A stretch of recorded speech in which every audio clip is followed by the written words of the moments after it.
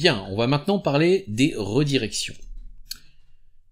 Pour parler des redirections, on doit parler d'abord des canaux de communication. Une commande qui est lancée depuis un terminal, donc un terminal c'est un clavier qui correspond au canal d'entrée des données, et un écran qui est le canal de sortie des données. Cette commande, qui est exécutée, a deux canaux, enfin trois canaux, deux types de canaux, on va dire. Un canal d'entrée qui s'appelle stdin pour Standard Input, l'entrée standard, et c'est donc généralement le clavier. La lecture au clavier, vous savez faire une lecture au clavier en C avec des fonctions telles que scanf, getS, getC. Je pense que c'est des choses que vous avez vues en AlgoProg. Et en fait, ces fonctions, elles demandent à l'utilisateur de saisir des choses au clavier, et l'utilisateur, généralement, il termine sa saisie en appuyant sur la touche Entrée. Donc ça, c'est le canal d'entrée. Il y a deux canaux de sortie, ça fait trois, ça, deux canaux de sortie, qu'on appelle, pour le premier, stdout pour Standard Output, et stderr pour Standard Error Output, pour le deuxième, et c'est généralement l'écran. Alors je dis généralement l'écran parce que on va voir que à la fois clavier et écran, c'est pas toujours le cas. Mais pour l'instant, on dit l'entrée clavier, les deux sorties écran. L'écran, le clavier, enfin il y a un seul canal d'entrée, mais il y a deux canaux de sortie. Si les deux se font sur l'écran, pour l'instant, on va pas savoir distinguer ces deux canaux. Le canal de sortie, les canaux de sortie, pour écrire, pour produire de la donnée, des informations sur ces canaux de sortie, on va utiliser pour stdout, on va utiliser printf ou puts ou putc, qui sont des fonctions C qui permettent d'écrire sur les canaux de sortie, principalement sur le canal de sortie standard, stdout. Mais pourquoi a-t-on deux canaux de sortie ? En fait, on a besoin de séparer tout ce qui est données utiles, ce que produit la commande qu'on lance, de données informatives, qui sont soit des erreurs, soit éventuellement des explications. Quand tout se passe bien, le canal d'erreur, il est vide, mais c'est pas toujours le cas. Exemple d'un programme, d'un code en C, donc je définis un buffer, je fais un printf. Quand je fais un printf, j'écris sur le canal de sortie stdout. Quand je fais un scanf ensuite pour demander le nom, j'utilise le stdin, le canal d'entrée. Et encore un printf, j'écris à nouveau sur le canal de sortie stdout. Petit rappel, printf tout court, écrit sur stdout, sur la sortie standard. Printf, entre parenthèses stdout, avec les paramètres derrière, c'est un autre moyen d'écrire sur stdout. Alors peut-être que ces fonctions-là, au moment où vous verrez cette vidéo, c'est pas impossible que vous n'ayez pas encore, que ça vous parle pas trop, le fprintf. Vous pourrez y revenir un petit peu plus tard, quand vous aurez vu cette partie-là sur les écritures, des erreurs. Pour écrire sur stderr, il faut utiliser la fonction fprintf, entre parenthèses, stderr, et après le reste des paramètres comme dans un printf. Les redirections, on va commencer par la redirection d'entrée. stdin, c'est donc l'entrée standard. Donc, saisir des données au clavier, quand on a quelques données à remplir, bon, ça va, c'est gérable. Mais si le volume de données commence vraiment à prendre, ça commence à prendre du volume, ça commence à grossir, ça a commencé à devenir un peu contraignant. Si imaginez que votre commande est 200 lignes à lire au clavier, si vous commencez à taper vos 200 lignes au clavier, vous allez commencer à le sentir passer. Deuxième chose, c'est que ça requiert, puisqu'il y a un clavier, ça requiert une présence de l'utilisateur devant le clavier. Si on veut automatiser l'entrée des données, est-ce qu'on pourrait pas simuler la saisie au clavier? Alors, si je pose la question, c'est bien évidemment parce que la réponse est oui, et l'astuce s'appelle la redirection.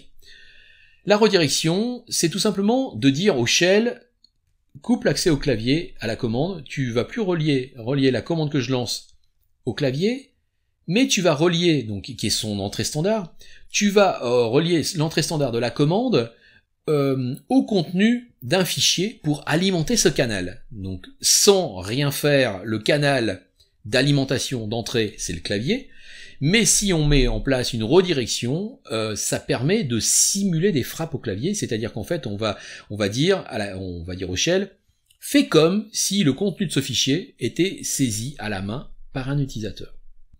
Et le contenu du fichier va être envoyé directement dans le canal d'entrée, dans le stdin de la commande. Voilà comment on procède, comment on l'écrit. On a donc la commande et on fait un inférieur, le nom du fichier. Exemple, WC. Alors WC c'est word count. Ça permet de compter. Alors, de compter. Word c'est un mot. Mais historiquement ça permettait de compter des mots. Et ensuite ils ont rajouté des options, notamment le "-l", L comme line, qui permet de compter autre chose que des mots. C'est-à-dire que word count permet de compter des mots, des lignes et des caractères. Donc WC, c'est word count, c'est pour compter, "-l", des lignes, et WC est une commande qui lit des choses sur son entrée standard. Et tout ce que ça lui arrive, tant qu'il y a des choses qui arrivent sur l'entrée standard, il les digère, et quand il n'y a plus rien, il affiche le résultat, c'est-à-dire le nombre de lignes qu'il a vu passer. Une ligne étant terminée par un \n, un retour à la ligne. Donc, quand je fais un WC-L inférieur à list, je dis au shell, bon, tu lances la commande WC-L, mais maintenant tu déconnectes le clavier de la commande, tu vas brancher à la place, tu vas brancher le contenu d'un fichier. Ce qui fait que WC-L, va continuer à lire ce qui arrive sur son stdin, sauf que le stdin n'est pas alimenté par le clavier, mais par le contenu d'un fichier. Et donc il va instantanément, parce que ça va très très vite, beaucoup plus vite que si j'avais à taper bien évidemment au clavier, il va digérer le contenu du fichier list et il va nous afficher le résultat, à savoir le nombre de lignes contenues dans le fichier list. Et ça, ce qui est super, c'est que ça fonctionne avec toutes les commandes qui lisent au clavier. Oh, il y a pas d'exception, toutes les commandes qui lisent au clavier sont capables, on peut les utiliser avec la redirection. Pourquoi on peut le faire? C'est parce qu'en fait la commande ne fait aucune différence entre le fait que les données proviennent du clavier ou que les données proviennent d'un fichier. Et pourquoi elle fait aucune différence? Parce qu'elle ne le sait pas. Elle a un canal, elle a un robinet, elle lit tout ce qui arrive sur le robinet, mais elle sait pas derrière le mur, qu'est-ce qui alimente le robinet? Est-ce que c'est quelqu'un qui alimente caractère par caractère le robinet, ou est-ce que ça provient d'une source automatique quelque part, du contenu d'un fichier? La commande qui lie au clavier, elle continue à faire des scanf et des getS. Si c'est des getS qu'elle fait. GetS, ça permet de lire une ligne complète sur stdin. Alors on dit souvent ça lit au clavier. Non, ça lit pas au clavier, ça lit sur stdin. Et il se trouve que souvent stdin est relié au clavier, mais c'est pas une obligation. C'est le shell qui gère cette redirection et ce découplage du clavier de stdin pour le brancher sur le contenu d'un fichier. C'est le shell qui gère ça pour nous et pour la commande. C'est pour ça que la commande ne fait aucune différence, parce qu'elle est même pas au courant de ce qui se passe. Ça se passe derrière le mur. Redirection des sorties maintenant. Deux sorties, stdout, stderr. Stdout, la sortie standard. Quand une commande affiche des choses, ça peut représenter des volumes importants d'affichage. Et on peut très bien avoir envie de conserver une trace de ce que la commande va afficher, parce qu'on peut vouloir y revenir un peu plus tard, ou avoir envie de ce qui est affiché, de pouvoir le regarder aisément dans un éditeur de texte pour pouvoir faire des recherches dans le texte. Si ça vous génère 100 000 lignes d'informations, vous n'allez pas scroller dans votre écran pour aller retrouver ce que vous voulez. Donc si vous redirigez en fait ces lignes-là, si on arrivait à les envoyer dans un fichier, on pourrait ensuite aisément lire le fichier et puis utiliser les fonctionnalités natives d'un éditeur de texte pour faire des actions, pour rechercher des informations, pour se balader dedans de manière assez beaucoup plus aisée et sympathique que de le faire dans un terminal. Autre raison, une commande peut aussi être lancée automatiquement la nuit, quand personne n'est devant l'écran pour regarder ce qui s'affiche. On appelle ça un batch. C'est un traitement automatisé et autonome qui s'exécute dans la nuit. On peut avoir des traitements où vous aurez l'occasion, alors pas à l'IUT sans doute, mais plus tard dans votre vie professionnelle, d'avoir des traitements que vous lancez tous les jours. Vous recevez un fichier par un moyen quelconque, vous recevez un fichier qui vient se mettre à un certain endroit, dans une zone de dépôt sur un disque dur d'un serveur, et puis vous avez un traitement à faire sur ce fichier-là. Et ce traitement produit de l'affichage des choses, des informations. Eh bien, vous n'êtes pas devant l'écran pour regarder, hein. C'est peut-être à 3h du matin que ça va se passer toutes les nuits à 3h du matin. Donc vous n'allez pas vous lever à 3h du matin pour venir voir, observer l'écran et puis voir que tout se passe bien. Donc ça peut être un moyen aussi de conserver donc une trace de ce qui se passe. L'astuce ici aussi s'appelle une redirection. Mais cette fois-ci, elle fonctionne bien évidemment dans l'autre sens. Pour stdin, on envoyait le contenu d'un fichier dans la commande. Pour stdout, on envoie dans un fichier ce que la commande produit. Et donc, on va demander au shell de ne plus relier en fait le canal de sortie de la commande. Et je rappelle, le canal de sortie de la commande par défaut, c'est l'écran. C'est stdout, c'est l'écran. On va dire au shell, allez. L'écran, tu vas déconnecter l'écran de la sortie de ma commande, et tout ce qui ce qui aurait dû être affiché à l'écran, tu vas envoyer ça dans un fichier.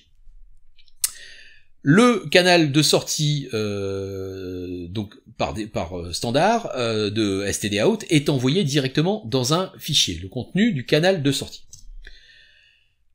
Voici donc comment on procède. La syntaxe, c'est nom de la commande, avec toutes ces options hein, éventuellement, supérieur à fichier, donc le nom d'un fichier. Exemple, ls-l supérieur à mes fichiers. Le ls-l, finalement, si je regarde l'écran, je vais rien ne va s'afficher. Parce que tout ce qu'il aurait dû afficher va être envoyé vers un fichier qui s'appelle mes fichiers. Encore une fois, ça fonctionne avec toutes les commandes qui écrivent à l'écran. La commande, en fait, ne fait aucune différence parce qu'elle ne sait pas du tout qu'elle est en train d'écrire sur l'écran. Encore une fois, elle écrit, elle alimente un robinet, dans l'autre sens, hein, elle alimente une sortie, une porte de sortie, mais derrière la porte de sortie, elle sait pas ce qu'il y a derrière. Est-ce qu'il y a un écran derrière? Est-ce qu'il y a un fichier derrière? Elle ne le sait pas, et franchement, elle n'a pas besoin de le savoir. La commande continue à faire des printf, donc l'écriture de la commande ne change rien, elle est toujours écrite de la même manière, elle n'a pas à prendre ça en considération. Est-ce que j'écris sur un écran ou est-ce que c'est envoyé dans un fichier? Elle fait des printf et c'est tout ce qu'elle a à faire. C'est le shell qui gère en fait cette redirection. Mais attention, autant il n'y a pas trop de risques sur la redirection entrante, mais sur la redirection sortante, la première chose que le shell fait quand il voit une commande supérieure à un fichier, la première chose que le shell fait, il commence par écraser le fichier s'il existe déjà.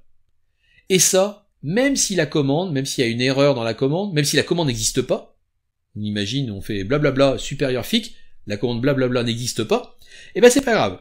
Le fichier fic sera quand même créé, alors il sera vide, bien évidemment, parce que la commande n'aura pas pu s'exécuter, vu qu'il n'y a pas de commande, mais le shell, voyant supérieur à fic, il va créer fic, première chose qu'il fait, et ensuite il va exécuter la commande en envoyant tout le contenu dans fic. Même si la commande ne peut pas s'exécuter, le fichier fic aura été créé. Et si le fichier fic existait avant, eh ben il aura écrasé l'ancien fichier fic. Donc ça c'est important à savoir. Il est possible aussi d'ajouter le résultat de l'affichage dans un fichier déjà existant, à la fin d'un fichier déjà existant. La syntaxe est quasiment la même, mais au lieu de mettre un supérieur, on met 2 fois supérieur. Prenons un exemple, je fais un date supérieur à list, donc le fichier list va être créé et va contenir la date et l'heure du moment où on lance la commande, de maintenant. Echo, entre guillemets, des petits traits, supérieur, cette fois-ci on utilise 2 supérieurs, list. Et ls-l, src / supérieur à liste. On va se retrouver donc avec un fichier liste qui aura été créé ou écrasé pour l'occasion. Et première ligne, on va avoir la date du moment.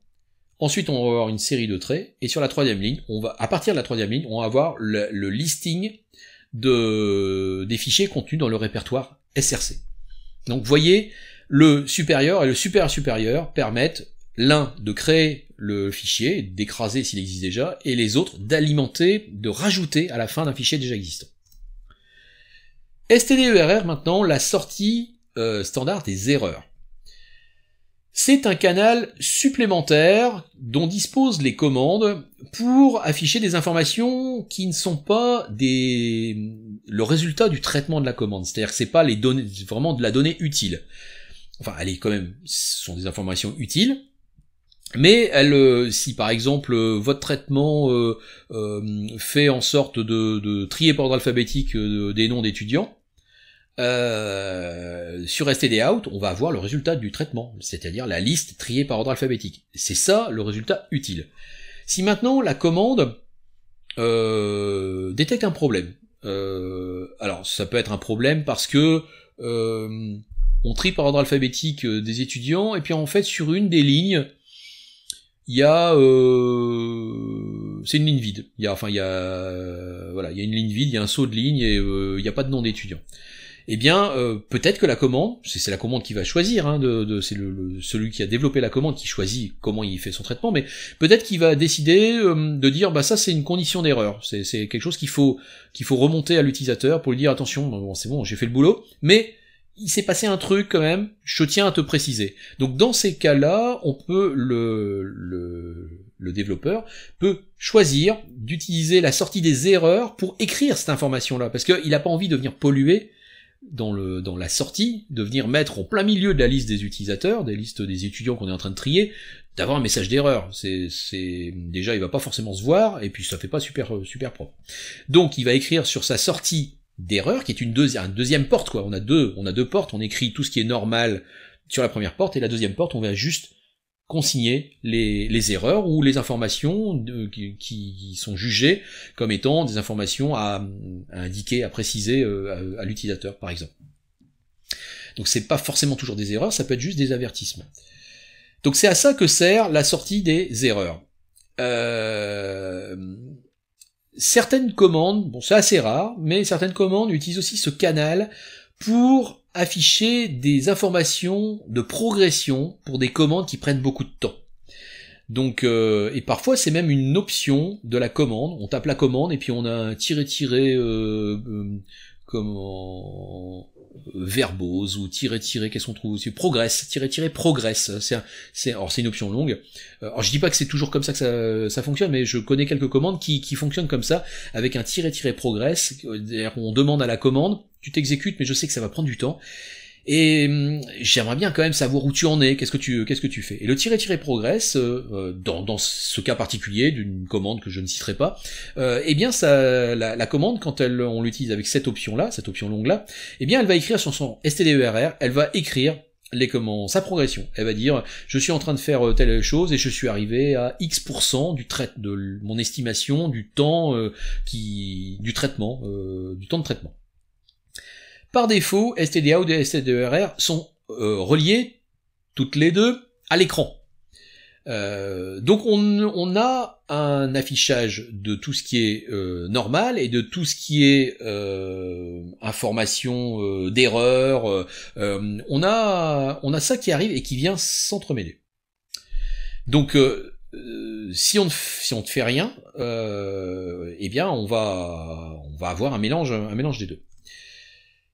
Si on fait une redirection, si on choisit de faire une redirection, on a la possibilité aussi de rediriger spécifiquement stderr.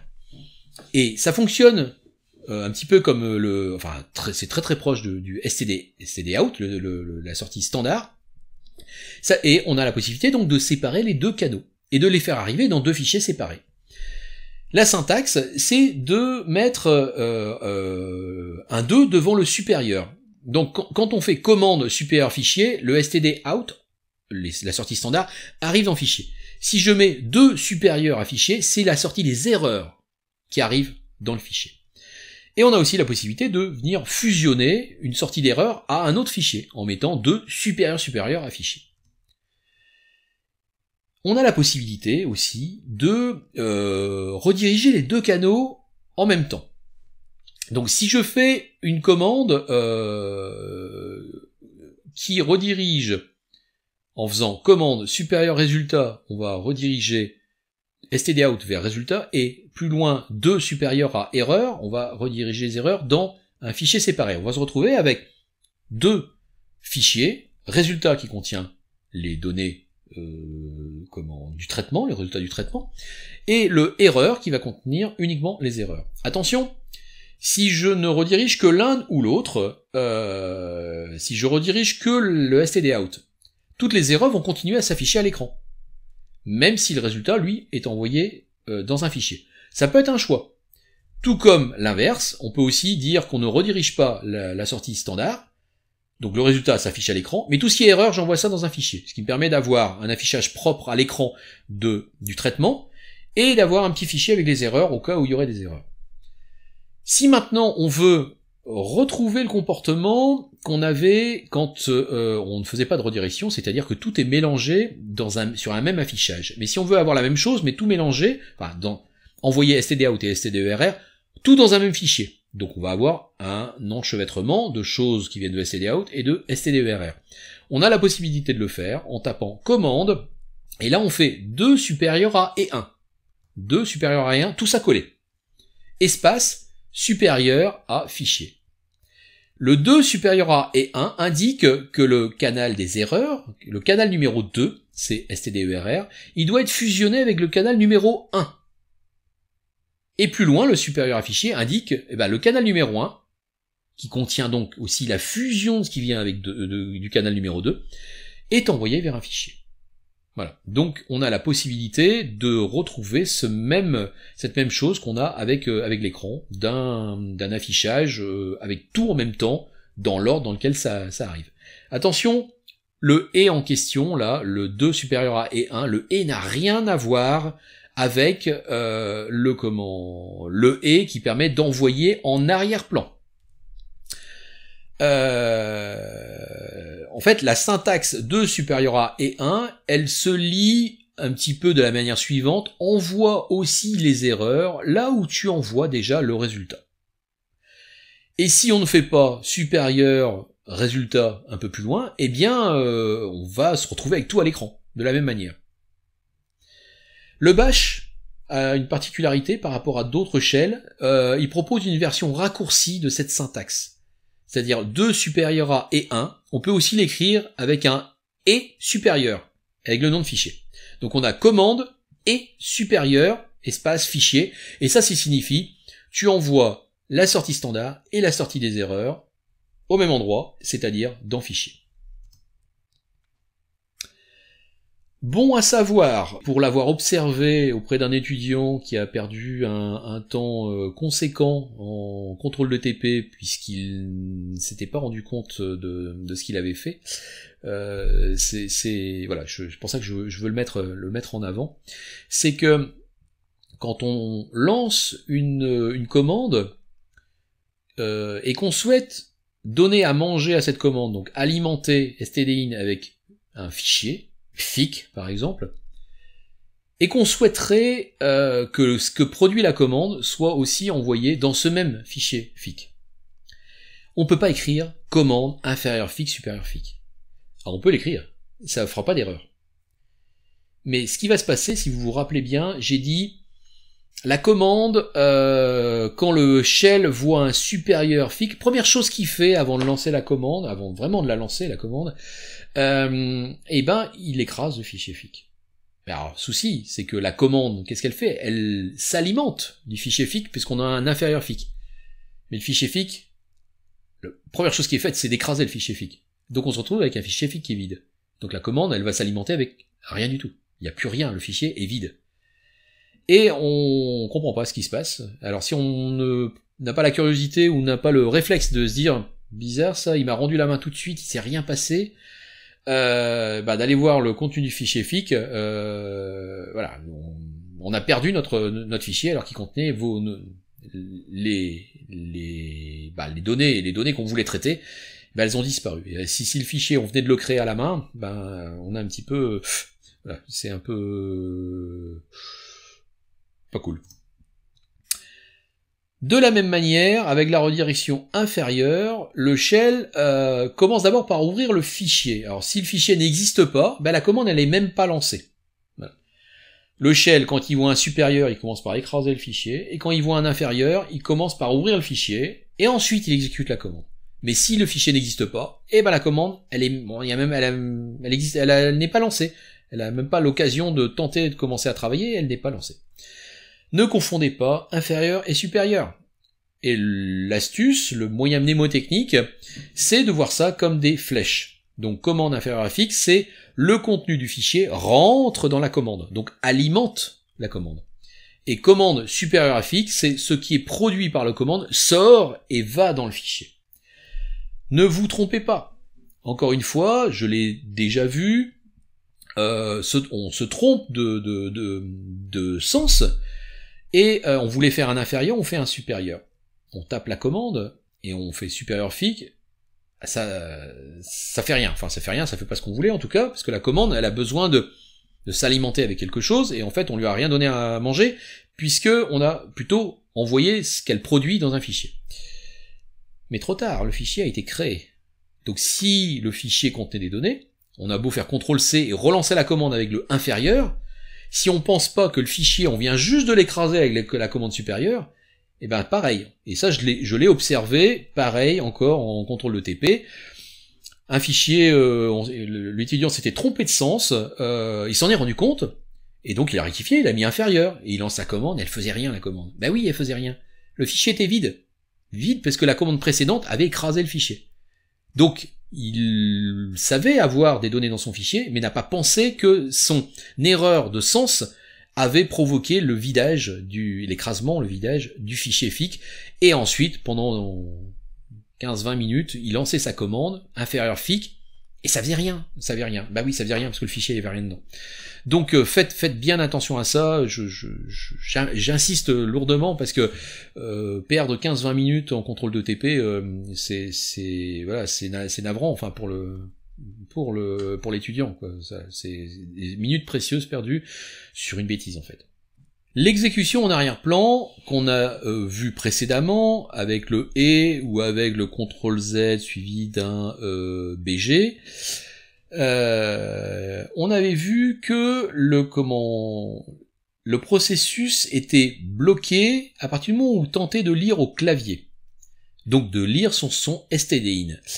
Eh bien, avec une redirection entrante, on va résoudre ce problème-là. Pourquoi? Parce qu'en fait, on demande au shell de découpler, de débrancher virtuellement le clavier du stdin de la commande et de remplacer ce stdin par le contenu d'un fichier. Donc si on exécute une commande en arrière-plan en redirigeant son stdin avec le contenu d'un fichier, eh bien quand la commande va tenter de lire sur stdin, elle ne sera plus bloquée, parce que elle ne va pas lire au clavier, elle le sait pas, mais elle ne va pas lire au clavier, elle va lire dans le fichier. Donc le fichier sera toujours disponible. Donc il n'y a pas de blocage possible.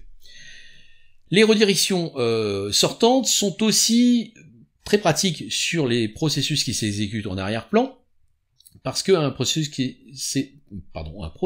s'exécute en arrière-plan, eh bien, il l'écrit à l'écran, donc il vient polluer l'affichage du shell. Si je lance une commande en arrière-plan pour récupérer la main sur mon shell, et que la commande affiche plein de choses, si je veux taper pour lancer d'autres commandes, je vais avoir mes frappes qui vont être totalement disséminées, perdues au milieu de l'affichage de la commande qui s'exécute en arrière-plan.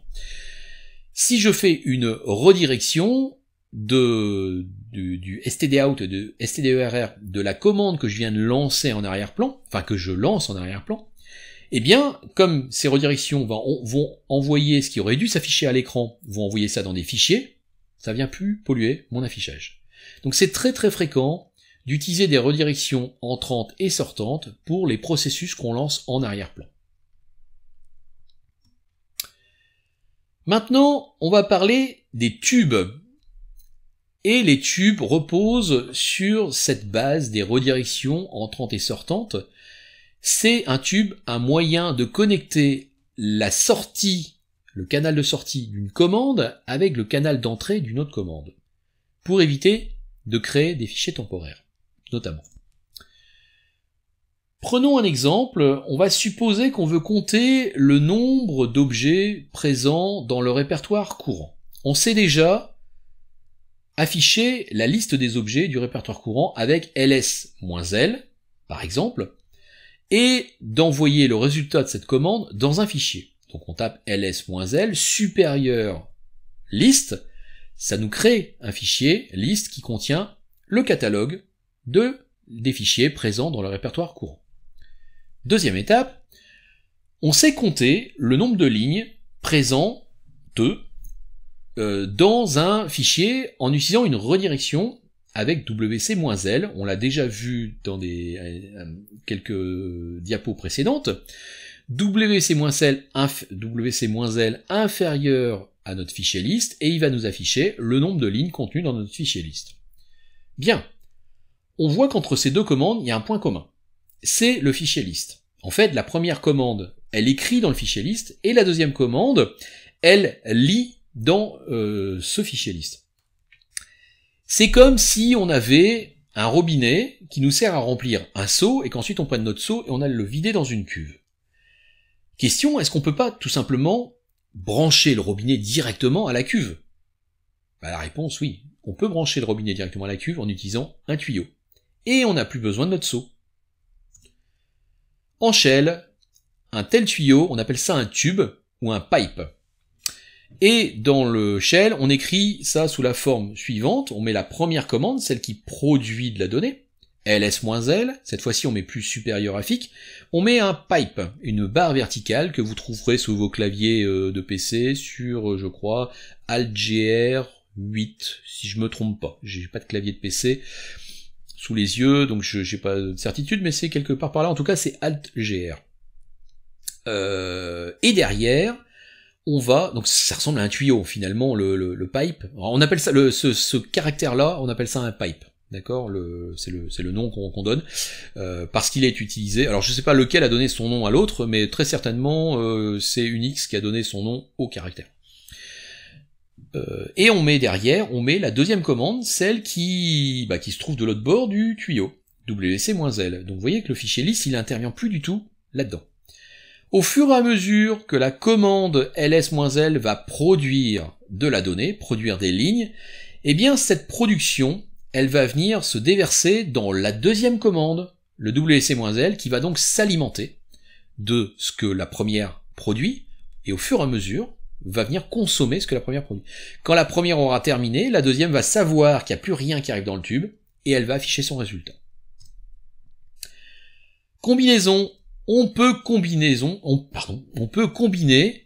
les redirections et les tubes autant qu'on veut. Il y a pratiquement aucune limite. Bon, il y a forcément une limite, mais qui est suffisamment large pour qu'on considère qu'il n'y a pas de limite. Exemple, commande 1, inférieur à FIC, pipé sur commande 2, pipé sur commande 3, pipé sur commande 4, supérieur à res. Comment il faut comprendre ça? Il faut comprendre... Alors déjà, la première chose à savoir, c'est qu'une redirection entrante, donc un inférieur, ne peut se faire que sur la première commande. Alors là aussi, je suis prêt à parier n'importe quoi, qu'on va trouver des gens qui vont nous mettre des inférieurs fichiers au milieu, à la fin, enfin des endroits où on peut pas. Ça sert à rien d'écrire ça, c'est faux. Si vous mettez le inférieur plus loin, si vous le mettez pas sur la première commande, c'est faux. C'est pas la peine de le faire. Ne le faites pas. Je préfère que vous ne le fassiez pas, plutôt que de faire des choses qui n'existent pas, qui ne peuvent pas fonctionner. Donc, si vous devez mettre un inférieur, ça ne peut être que sur la première commande. Si vous mettez un supérieur, donc la redirection sortante, ça ne peut être qu'au bout, à la toute fin. Si vous me mettez commande 3 supérieur à res pipé sur commande 4, c'est faux, ça ne peut pas fonctionner. Voilà. En fait, le commande 1 inférieur à FIC, avec le pipe qui est derrière, il faut voir la partie commande 1 inférieur à FIC comme la commande. C'est la première commande, et c'est elle qui produit du résultat. D'accord? Et ensuite, ça sert à alimenter la commande 2. Donc la commande 2 s'alimente avec ce que le premier morceau a produit. La commande, et donc ça produit du résultat, la commande 2, qui est digérée par la commande 3, donc qui s'alimente avec ce qui provient de la commande précédente, la commande 2, qui produit aussi du contenu, et la commande 4 s'alimente avec le contenu de ce que produit la commande 3 pour générer du contenu qui, cette fois-ci, on a décidé, c'est pas une obligation, on a décidé d'envoyer ce résultat final dans un fichier qui s'appelle res. Donc retenez bien, j'aurais dû faire une règle d'or là-dessus. Si on a un inférieur, ça ne peut être que sur la première commande. Si on a un supérieur, ça ne peut être que sur la dernière commande. Et entre tout ce brave monde, il y a des pipes. Quelques exemples classiques pour afficher. Alors, c'est des exemples classiques avec des commandes que vous n'avez pas forcément vues. Enfin, que vous n'avez pas encore vues. Mais je vous donne quelques exemples. Vous pourrez y revenir après. Quand on aura vu dans le cours suivant la partie sur les filtres. Mais je vous donne déjà quelques commandes. Alors, les commandes que vous pouvez déjà exécuter, ces deux-là, vous êtes capable de les exécuter, de comprendre comment elles fonctionnent, puisque vous avez déjà vu toutes les commandes qui interviennent là-dedans. ls-l grand R, alors pour aller voir sur le manuel. Grand L, on sait que c'est pour avoir un listing long, détaillé, et grand R, c'est récursif, c'est-à-dire que il va nous afficher le contenu des dossiers, des sous-dossiers, des sous-sous-dossiers, etc., etc.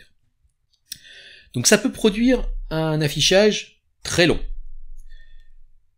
Donc, j'ai choisi de faire un pipe, c'est-à-dire au lieu que cet affichage-là se fasse à l'écran, eh bien je vais l'envoyer dans une commande qui s'appelle less, et qu'on connaît. La commande less permet d'afficher de manière paginée le contenu d'un fichier. On la connaissait sous cette forme-là. Et en fait, less, si on lui précise pas de fichier derrière, eh bien, elle va s'alimenter avec ce qui vient sur son stdin. Et elle va faire pareil, elle va afficher de manière paginée. C'est-à-dire qu'elle va afficher, si votre écran fait 40 lignes, elle va afficher 40 lignes, et elle va se mettre en attente que vous appuyez sur espace pour passer à la page suivante. Très pratique. C'est vraiment un exemple de commande très fréquent quand on a une commande qui produit beaucoup de lignes à l'affichage. Et bien souvent on fait un pipe sur less pour avoir le temps de lire et de se balader dans ce que produit la première commande. Donc less permet ici de paginer ce que produit ce qui se trouve devant le tuyau, à savoir ici un ls-lr. Pareil sur un ps-edf, donc qui affiche la liste des processus, parfois ça peut être un peu long. Et bien quand c'est trop long, alors on pourrait dire, je remonte avec ma souris, je vais remonter, souris attention, on va y venir, je vais remonter dans mon écran pour voir si mon PS a affiché 500-600 lignes, bah je vais pouvoir remonter, oui. Et si vous êtes sur un terminal qui n'est pas graphique, et que vous n'avez pas de souris, vous n'avez pas de fenêtre, tout ce qui a été affiché, qui a dépassé l'écran, c'est perdu. Vous n'avez pas possibilité de le voir parce que il y a aucun moyen de le faire. Donc, à ce moment-là, utilisez le pipe less. Tout ce que produit PS va arriver dans less, qui va nous afficher ça par page. Tranquillement, on va se balader dedans. On peut même remonter, on peut rechercher les choses dans l'affichage. Bref, du bonheur. Autre exemple, avec la commande cat, donc je rappelle cat permet d'afficher des fichiers, bout à bout, cat ça vient de concatenate, donc concaténer en affichant, enfin en envoyant sur stdout, maintenant on peut dire ça, plutôt que de dire afficher, c'est mieux de dire on envoie sur stdout, parce qu'on a compris maintenant qu'une commande n'affiche pas, elle envoie sur sa sortie standard, qui souvent est l'écran, mais pas toujours. Et la preuve, c'est qu'ici, c'est pas forcément l'écran. Donc on fait un cat promo 18, promo 19, promo 17, 18, 19, 3 fichiers, donc cat va lire ces fichiers, et les uns derrière les autres, et les envoyer sur son stdout, sur sa sortie standard. Si je faisais que ça, la sortie standard c'est l'écran, on aurait l'affichage à l'écran. Mais je décide de faire un pipe sur, encore une commande cat, mais cette fois-ci, elle ne va pas lire des fichiers, elle va s'alimenter, parce qu'elle est capable de le faire, elle va s'alimenter de son stdin, de ce qui provient de son stdin, c'est-à-dire la commande qui est juste devant, à savoir le cat avec les 3 fichiers. Et le cat-n, ça permet de numéroter, donc cat va lire son stdin, et afficher ce qu'elle lit sur stdin, elle fait pas grand-chose, hein. ce qu'elle lit sur std-in, elle va l'afficher sur son std-out. Mais comme on a mis un -n, elle va l'afficher en mettant un numéro de ligne devant chaque ligne qu'elle lit et qu'elle produit, qu'elle affiche sur son, qu'elle envoie sur son std-out. Donc ça va numéroter toutes les lignes, et si on s'était arrêté là, ça les affichera à l'écran. Mais comme on a fait un supérieur avec un nom de fichier, eh bien ça génère un fichier qui s'appelle promo3 ans, et qui contient, de manière numérotée, le contenu des fichiers promo17, 18 et 19, numérotés de 1 jusqu'à n, le nombre de lignes qu'il y a dans ce total des 3 fichiers. Donc c'est, voilà, encore un exemple, et le dernier exemple ici permet de compter le nombre d'occurrences d'une chaîne dans une série de fichiers. Par contre, ça fait appel à une commande que vous n'avez pas encore vue et qu'on verra plus tard, et on va y passer beaucoup de temps. C'est une commande qui s'appelle grep. Donc je vous donne juste la syntaxe. cat étoile.txt, ça va afficher, ça va envoyer sur std-out le contenu de tous les fichiers .txt qui se trouvent dans le répertoire courant. La commande du milieu, le grep Dupont, va filtrer et dire on ne va garder, dans toutes ces lignes, on va garder que les lignes qui contiennent le mot Dupont, et on va les envoyer sur notre std-out. Elle s'alimente de ce qui vient sur son std-in, et elle fait ce filtre, et tout ce qui est conservé, elle l'envoie sur son std-out, qui vient alimenter le wc-l qui compte le nombre de lignes. Ben, ça aboutit à compter le nombre de fois où Dupont apparaît dans tous les fichiers .txt de mon répertoire courant. Vous inquiétez pas si vous avez un peu de mal à comprendre certaines petites subtilités. On va en manger beaucoup, donc vous allez devenir des ninjas de la ligne de commande et du pipe. Dernier exemple, le tri alphabétique des noms d'étudiants, par exemple dans le groupe I2, et on va donc les trier, et on va ressortir juste le premier de cette liste triée. Donc par défaut, le groupe I2, le fichier groupe I2 n'est pas... Oui, je suis désolé pour le petit jeu de mots, je m'excuse. Donc ce fichier groupe I2 n'est pas trié, et la commande sort, qu'on verra après, encore une fois, vous inquiétez pas si vous avez l'impression que ce sort, tiens, c'est quoi ce sort, j'ai jamais entendu parler, on va le voir après, mais je vous le donne déjà en exclu, en avant-première. Donc sort permet de trier un fichier, et il génère sur son std-out la version triée de ce qu'on lui a donné à manger. Donc on a un résultat trié, et on fait un pipe sur un head. Alors head, pareil, on n'a pas encore vu cette commande, mais je vous le donne aussi, c'est que head, qui veut dire tête, permet, dans une source de données, donc sur le std-in, tout ce qui provient sur std-in, eh bien on prend juste, -1 pour dire on prend juste la première ligne. Voilà. Et ça filtre, donc on récupère juste que la première ligne, et ça l'envoie sur le std-out. Comme il n'y a pas de redirection, std-out, là pour le coup, c'est l'écran, et donc on affiche le premier étudiant par ordre alphabétique. Idem avec les 3 derniers du groupe F1, on fait un sort, donc on trie aussi le fichier groupe F1, sort génère la même chose que ce qui se trouve dans le groupe F1, mais trié par ordre alphabétique, et on pipe, au lieu d'afficher ça à l'écran, on pipe, donc on envoie ça à manger à une autre commande, et la commande en question, que vous ne connaissez pas, que je vous donne, c'est tail en anglais c'est la queue, donc c'est la fin de la source de données, et -3, les 3 dernières lignes de la source qui va arriver sur son std-in, il va les afficher, donc c'est les 3 derniers membres du groupe F1.